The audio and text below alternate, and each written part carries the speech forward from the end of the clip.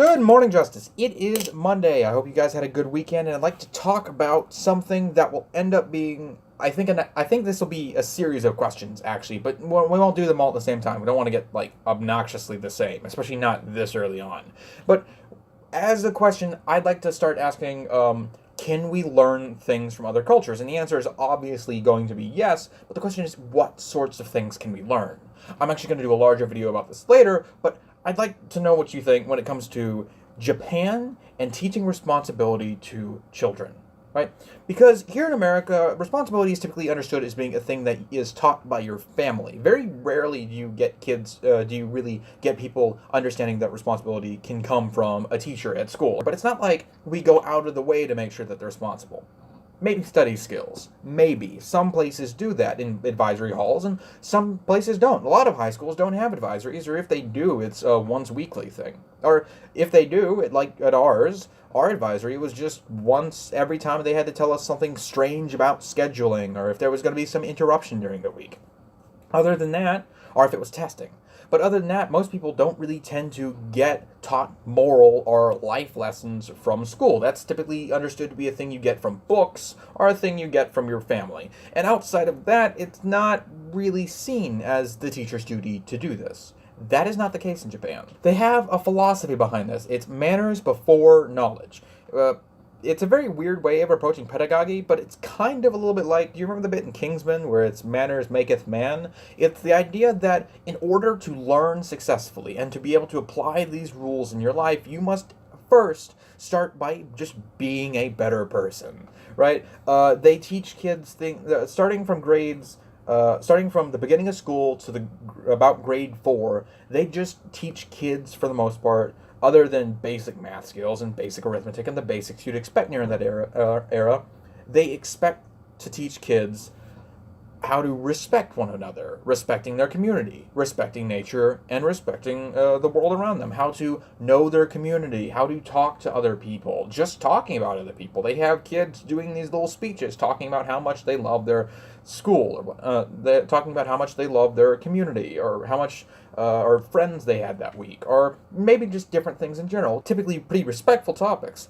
But it's mainly about getting kids to be decent people, which we don't exactly focus on. You can't do as a young kid, you can't do things like push people or lie or cheat, any of that. You get put in the corner, you get put in detention, rapping the knuckles as it is. Maybe even the paddling, depending on where you are. But that's not really a good way to prevent a situation. That's a recuperative idea. That's after the fact, right? So you have to go and try to fix the behavior after the behavior is already starting to happen. And psychologically, this is hard to do. So instead, you could do preventative measures like they do in Japan, where it's teaching the kids to do these things. And they have a bunch of different ways of teaching kids how to respect their authorities, how to respect the teachers, how to respect the area around them, how to respect the classroom. Something Japan is famous for is in Japan, there are no janitors at schools. Period. Almost period. There is just students.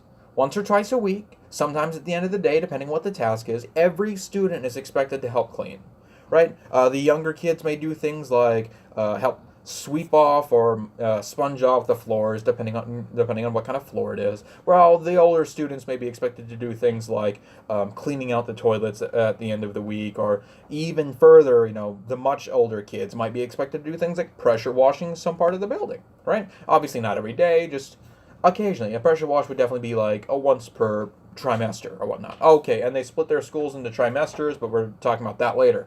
The really interesting thing here, I think, is the fact that it's letting kids learn to respect their environment and to treat their environment well by having them be part of their repercussions, right? Here, I know kids, right? We know kids who would destroy their stuff all the time.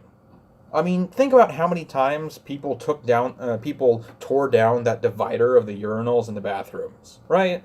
I can think of at least 8 times that someone tore that down. Or the fact that we had to put the sinks on the outside of the bathrooms because people kept breaking the sinks on the inside of the bathrooms because there were no cameras there. That's a lot of irresponsibility, and it's weird that you can think that kids would be this destructive, right?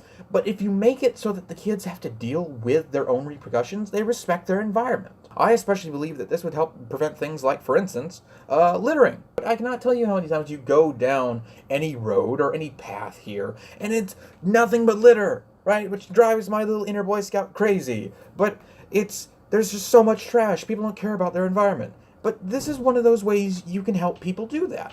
It's a morality that you wouldn't typically think of as being taught at school, but it is an important one. People knowing that there are consequences to their actions and having to deal with the repercussions afterwards.